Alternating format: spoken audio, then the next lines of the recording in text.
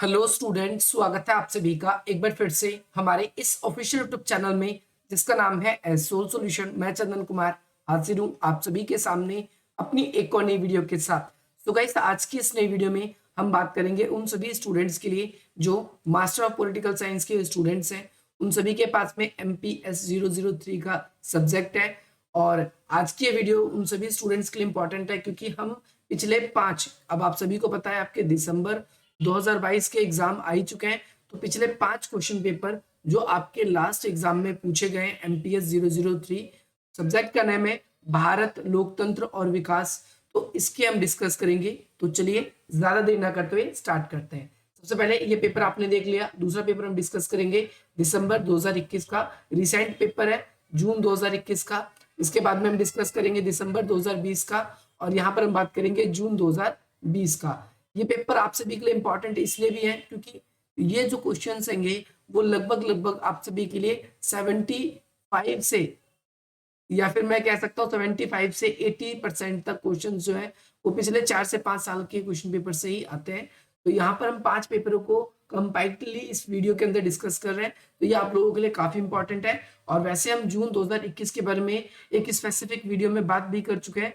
तो यहाँ पर हम सिर्फ यहाँ से स्टार्ट करेंगे और लास्ट में हम इस पर लौटेंगे। यहाँ पर फर्स्ट क्वेश्चन आप सभी की स्क्रीन पर आ गया है और ये पेपर जो है दिसंबर 2022 का है। इस पेपर के अंदर फर्स्ट क्वेश्चन में आपसे पूछा गया है कि 1967 के पश्चात भारत की राजनीति में क्षेत्रीय रूपांतरण की प्रक्रिया का विश्लेषण कीजिए। क्षेत्रीय रूपांतरण, देखो कई क्वेश्चन ऐसे होते हैं जो आप सभी को हिंदी में समझ नहीं आएंगे, और जो क्वेश्चन आप सभी को हिंदी में समझना है तो कोशिश ये करनी चाहिए आप सभी को कि उन्हीं क्वेश्चनों को एक बार इंग्लिश में भी पढ़े, क्योंकि पूरा इंग्लिश और हिंदी दोनों में पेपर मिलेगा आपको, और आपको 15 मिनट इस चीज के लिए मिलते हैं ताकि आप अपना पेपर को अच्छी तरीके से कर सको।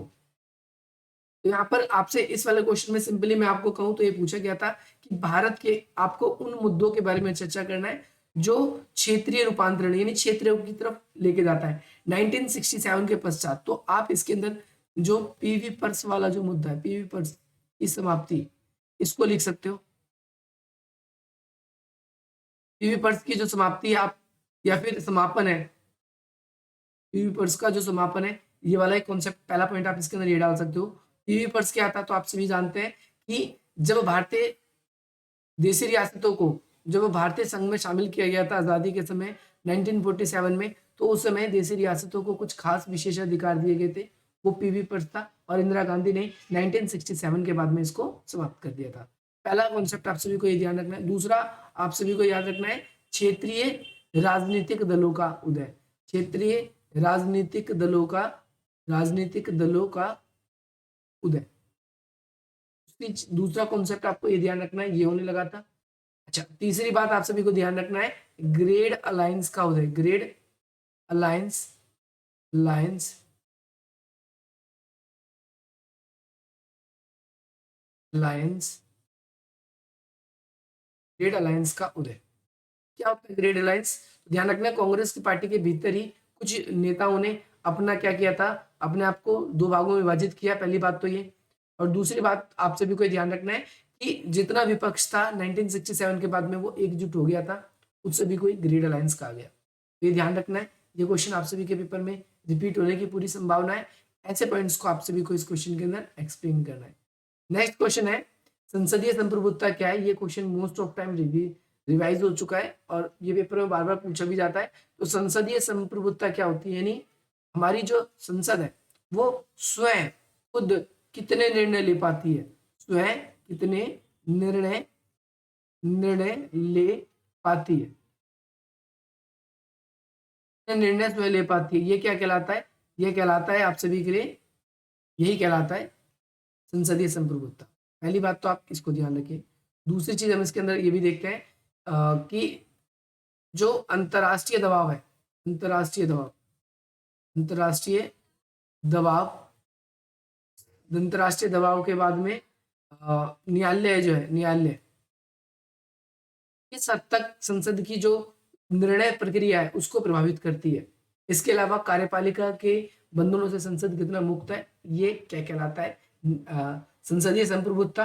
और कई बार हम ऐसा भी देखते हैं कि संसद क्या करती है, न्यायिक जो निर्णय होती है उन सभी को पूरा कंट्रोल करती है।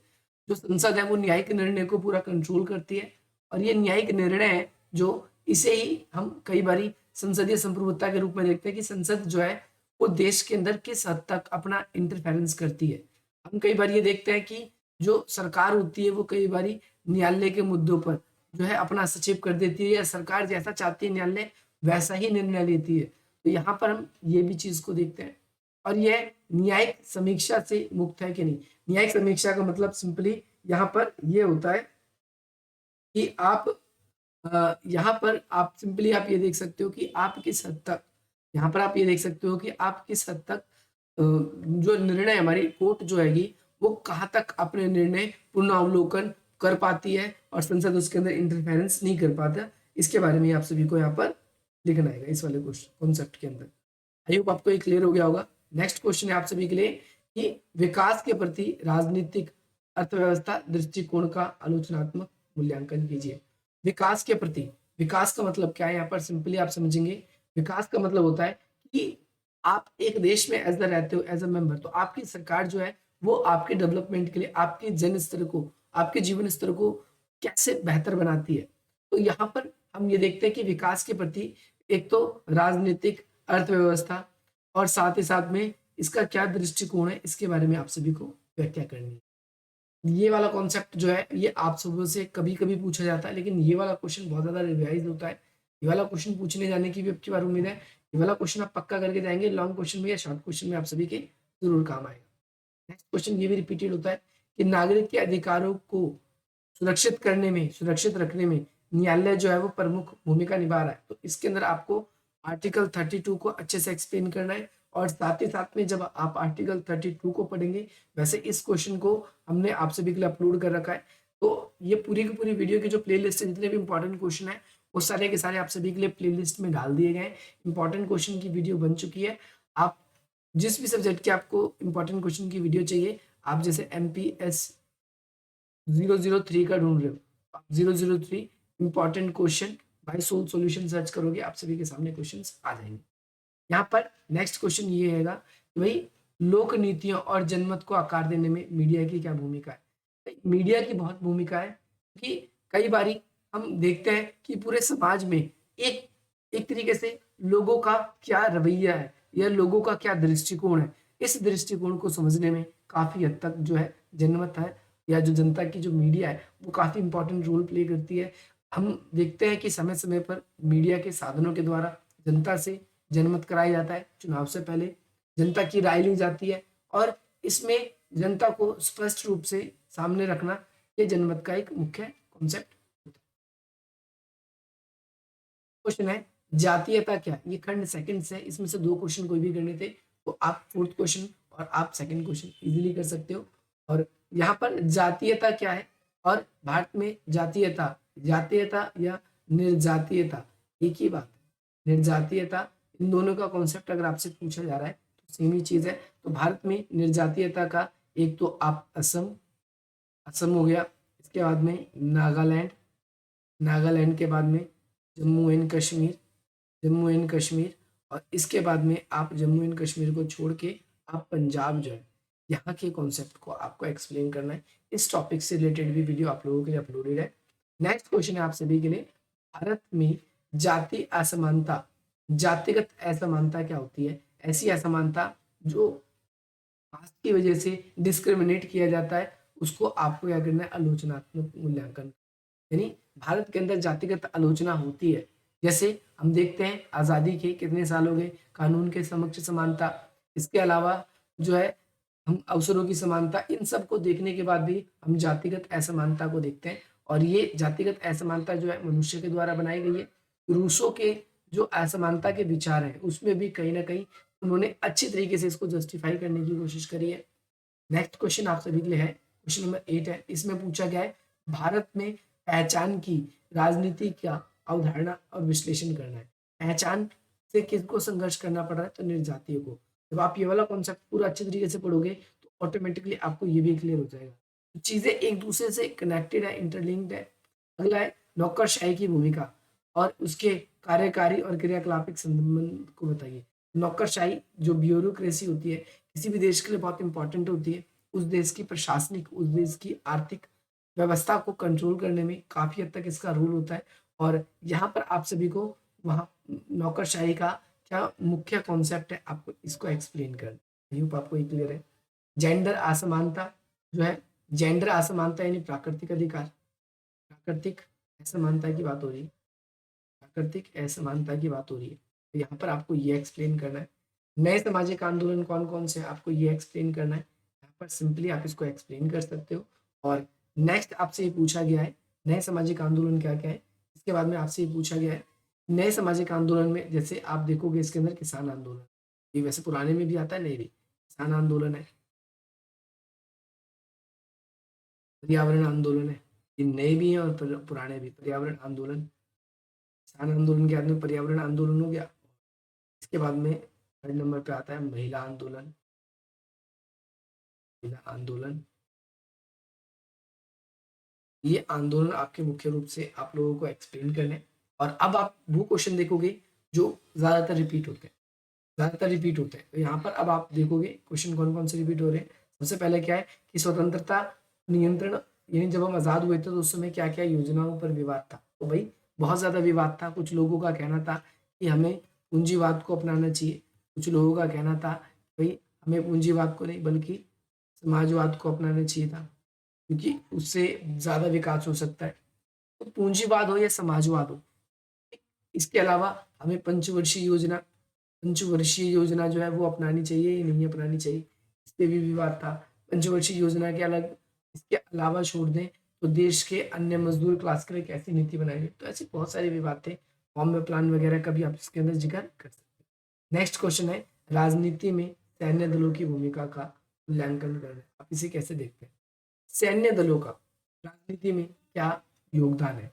सैन्य दल समझते हो आप सभी, सैन्य दल वे दल होते हैं जो कई बारी राजनीति पर पूरा अपना कंट्रोल कर लेते हैं और पर्टिकुलर कोई ना कोई पार्टी उन्हें सपोर्ट करती है, तो उन राजनीतिक पार्टियों का वो फेवर लेते हैं। आपको यहाँ पर इस तरीके से इस क्वेश्चन को एक्सप्लेन करना है। कोई कोई क्वेश्चन ऐसा होता है जो थोड़ा अटपटा सा है, जो जो आपको हो सकता है कि कम लिखना आए, लेकिन आपको 5 क्वेश्चन करने हैं। और सबसे मेन फोकस आपको इस वीडियो में ये करना है कि कौन से क्वेश्चन रिपीट हो रहे हैं, क्योंकि यहाँ पर पूरा पेपर के साथ ही मैं आप सभी के लिए लेकर आया हूँ। लास्ट ईयर बच्चों का काफ़ी शिकायत था कि सर हम कैसे मान लें कि ये क्वेश्चन आ रहे हैं कि नहीं आ रहे, लेकिन पेपर में जब आए तो अब आप लोगों के साथ में वो दिक्कत ना हो जो पिछले साल बच्चों के साथ हुई है, इसीलिए इसको अच्छी तरीके से देखिए। अगला कार्यपालिका और न्यायपालिका के बीच में संबंधों का परीक्षण।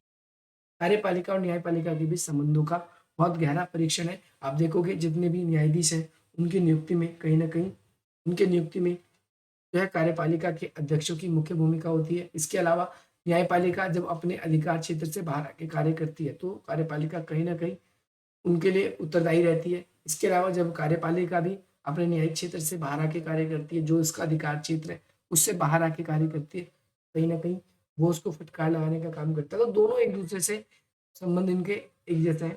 अगला एलपीजी पैकेज, एल से है लिबरलाइजेशन, पी से है प्राइवेटाइजेशन और जी से है ग्लोबलाइजेशन। इसका क्या अर्थ है।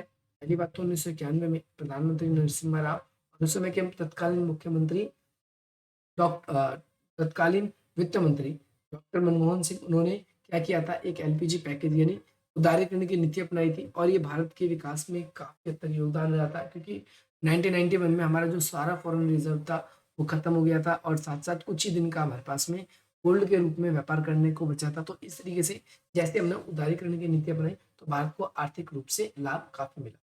नेक्स्ट क्वेश्चन है, क्या आप इस बात से सहमत हो राजनीतिक दल जो है व्यक्तिजनों का सशक्तिकरण है, यानी इसमें ऐसे लोग जो ताकतवर के अलावा ऐसे लोग जो काफी ज्यादा अ, इसके अंदर हम देखते हैं राजनीतिक दलों का सशक्तिकरण का मतलब ये है कि कई बार राजनीतिक दल के जो भी नेता होते हैं वो अपने हिसाब से नीतियां बनाते हैं, सिर्फ और सिर्फ क्या है कि अपना नियंत्रण चाहते हैं और ज्यादातर लोगों पे डोमिनेट करना चाहते हैं। तो ये राजनीतिक दल है और ये एक सशक्तिकरण की तरफ हमें ध्यान देना चाहिए। लोगों के जनता के विकास के लिए हमें काम करनी चाहिए। ये चीजें इसके अंदर आप सभी को एक्सप्लेन करनी है। यहाँ पर से आप 2 क्वेश्चन इजीली अटेंड कर लोगे, पहला ये, दूसरा ये भी करना चाहो तो और तीसरा ये भी करना चाहो, इनमें से कोई 2 कर लेना। अगर आपको नीचे वाली यूनिट में नहीं आ रही तो आप तीनों कर लेना। अगला क्वेश्चन सेम है, 73वें और 74वें संविधान संशोधन अधिनियम के पश्चात ग्रामीण जो स्थिति है ना स्थानीय स्थिति, उसकी स्थिति में कैसे परिवर्तन हुआ, तो दोनों संविधान संशोधन में आपको क्या करना है, इस जगह पर आपको डिफरेंस निकालना है। ये आपको बता रखा है। नेक्स्ट क्वेश्चन है क्वेश्चन नंबर 7, ग्रामीण से शहरी क्षेत्रों में प्रवासीकरण के क्या कारण? भाई ग्रामीण से शहर की तरफ क्यों जाते हो? आप लोग बोलोगे रोजगार के कारण, रोजगार के कारण, है ना, रोजगार के अलावा स्वास्थ्य, स्वास्थ्य सेवाओं के कारण, शिक्षाओं के कारण, शिक्षा के बाद में आप इसके अंदर देखोगे तो व्यवसाय, व्यवसाय, व्यवसाय,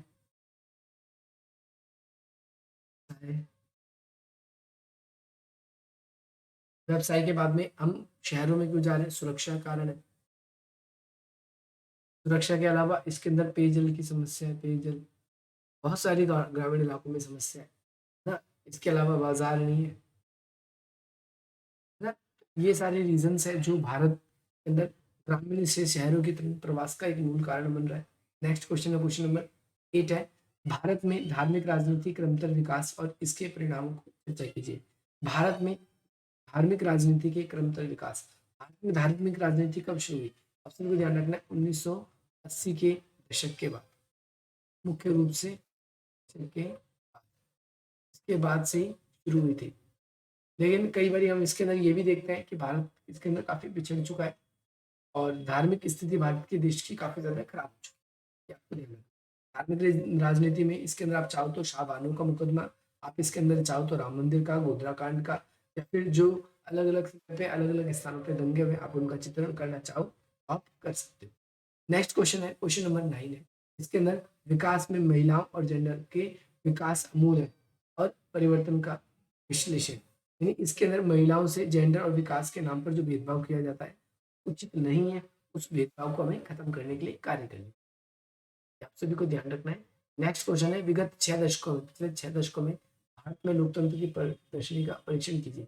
6 दशक यानी आप लगभग लगभग 1950 के बाद की बात पूछ, 1950 के बाद से 6 दशक का मतलब 60 साल, लगभग 60 साल पहले किस तरीके से भारत के अंदर लोकतंत्र स्थापित हुआ था और आज के समय में जो संविधान है उसके अंदर जो लोकतंत्र है वो दोनों तरीके से अगर हम देखें तो भारत के अंदर गलत तरीके से इम्प्लीमेंट होता है।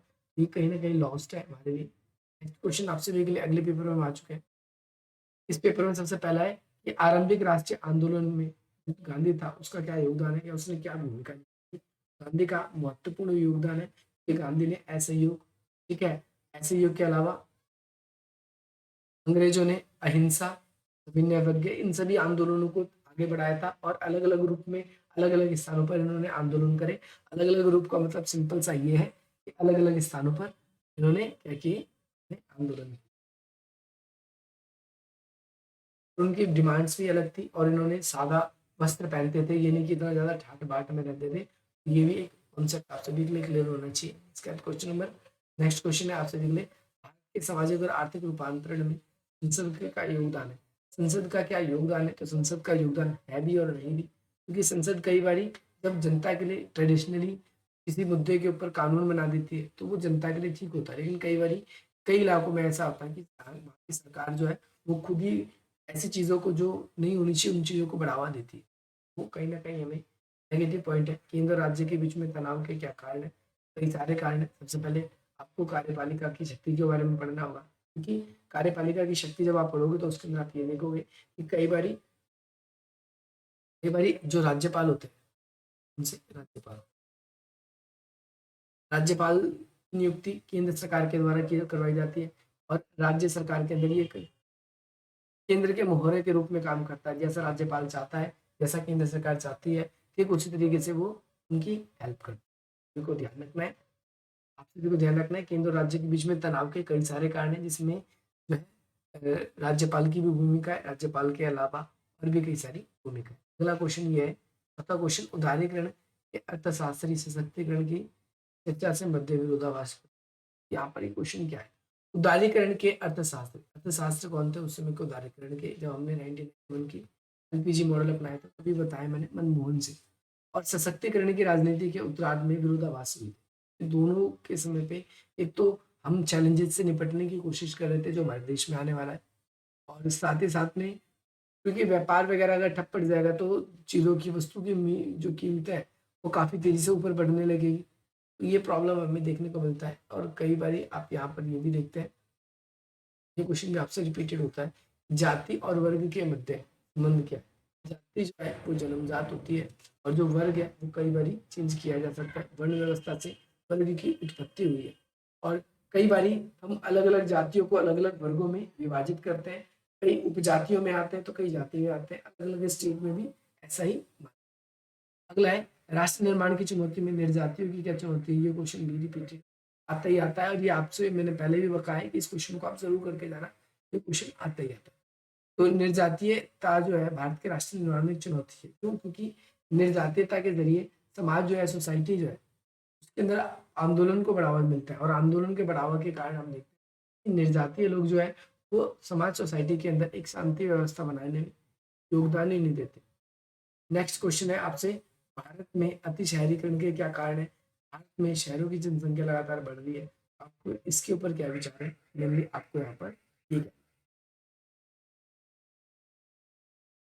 सभी के लिए। राजनीतिक प्रक्रियाओं में महिलाओं की भूमिका और न्याय की अवधारणा का। राजनीतिक प्रक्रिया में महिलाओं की भूमिका क्या है राजनीतिक प्रक्रिया में। तो आप बोलोगे 73वें संविधान संशोधन के अलावा, 73वें 74वें संविधान संशोधन के अलावा महिलाओं को कोई पूछता ही नहीं। महिलाओं की राजनीति में रिप्रेजेंटेशन है, जो स्थिति है वो ना के बराबर है, वो अच्छी है ही नहीं। तो ये हम बिल्कुल देखते हैं और बहुत बार देखते हैं, आप सबको याद रखना। इसके बाद में आम चुनाव में उनको कोई आरक्षण नहीं है। ग्रामीण निर्धनता और गरीबी निर्धनता आंदोलन में विभेद की। ग्रामीण निर्धनता व्यक्ति वो कहलाता है जो ग्रामीण इस इलाके से आकर जो कोई कार्य शुरू करता है, उस कार्य को धीरे धीरे करना शुरू कर देता है। और शहरी निर्धनता के अंतर्गत क्या होता है, शहरी निर्धनता के अंतर्गत हम इसको देख सकते हैं, शहरी निर्धनता, या फिर हम ये कह सकते हैं ग्रामीण निर्धन व्यक्ति कौन कहलाता है उसके बारे में बात करी। और यहाँ पर ग्रामीण धनी लोगों के बारे में बात करते हैं। तो ग्रामीण धनी वो लोग होते हैं जिनकी खुद की जमीनें होती हैं, जो अपनी संपत्ति पे अच्छी तरीके से खेती करते हैं, और साथ ही साथ में या फिर अब बटाई पे खेती। क्वेश्चन आप सभी के लिए, लोकतंत्र क्या है ये आप लोगों को कराया जा चुका है। प्रतिक्रियात्मक के बारे में पूछता है और प्रक्रियात्मक के बारे में पूछता है, और इसके बारे में भी पूछता है। तो आप सभी को ये दोनों कॉन्सेप्ट क्लियर होने चाहिए। नेक्स्ट क्वेश्चन आप सभी से पूछा गया है, जून 2020 का है, और यहाँ पर आप सभी के लिए क्लियरली मेंशन है कि भारत में लोकतंत्र के कार्य के दबाव समूह की भूमिका, यानी लोकतंत्र का दबाव समूह पर क्या मुख्य भूमिका है, ये आप सभी को क्लियर करें। नेक्स्ट क्वेश्चन है, राजनीतिक दलों में भारतीय लोकतांत्रिक। ये क्वेश्चन अगर आप लोगों को समझ नहीं आया है आप बिल्कुल पूछ सकते हो, बाकी ये क्वेश्चन बिल्कुल ईजी है। अगला है, राजनीति में भागीदारी में लोकतंत्र को अधिक से अधिक समावेश बना दिया है। लीजिए, समावेश का मतलब है एक दूसरे से जोड़ दिया है लोकतंत्र। तो ये आप सभी को ध्यान रखना है, ये वाला कॉन्सेप्ट भी। नंबर थर्ड है, भारतीय राजनीति पर श्रमिक वर्ग आंदोलन का क्या प्रभाव। बहुत सारे प्रभाव पड़े श्रमिक वर्ग आंदोलन का, ये आप सभी को याद रखना है। और इसके बाद में वैश्वीकरण के युग में नागरिक समाज की बदलती हुई धारणा। नागरिक समाज क्या है, अपनी बदलती हुई धारणा बदलता जा रहा है वैश्वीकरण के युग में। जैसे पुरानी चीजें पहले यूज करते थे, पुरानी चीजें यूज ना कर नई चीजों को भी उस हिसाब से बनाया जाता है। तकनीकों का, ज्ञान का, पूंजी का एक स्थान से दूसरे स्थान पर जाया जाता है। क्लासिकल राजनीति क्या है, क्लासिकल यथार्थवाद क्या है, यहाँ पर जो चीज जैसी है उसको उसी तरीके से समझने का प्रयास किया जाए, आप सभी को याद रखना है। नेक्स्ट क्वेश्चन है आप सभी के लिए पार्ट नंबर 2 से, इसमें भारत के उदारवाद और आर्थिक परिणामों का विश्लेषण कीजिए। भारत में उदारवाद किस तरीके का है, मार्क्सवाद किस तरीके का है, इस चीज का प्रशिक्षण करना है आपको। और इसी तरीके से ये क्वेश्चन 3 बज गए। धार्मिक राजनीति वाला कॉन्सेप्ट रिपीट है, वर्ग असमानता वाला रिपीट है, और बाजार व्यवस्था क्या है इसके बारे में बात कर ले। बाजार आर्थिक व्यवस्था, जो एक तरीके से आप मार्केट की हेडिंग लिखते हो या परिभाषा लिखते हो, वो आपको यहाँ पर एक्सप्लेन करनी है। और बाजार अर्थव्यवस्था के कई नुकसान भी है, कई फायदे भी है। फायदा यह है कि भाई फिक्स प्राइस मिलता है, नुकसान ये है कि अगर आपका, तो बाजार अर्थव्यवस्था के अंदर हम खुद मुक्त बाजार की बात, आई होप आपको ये क्लियर होगा। और इसी प्रकार के इंटरेस्टिंग वीडियोस के लिए आप हमारी वीडियो को लाइक करें, अधिक से अधिक मतलब शेयर करें। मिलता हूँ आप सभी से अपनी अगली वीडियो में। जय हिंद, जय भारत।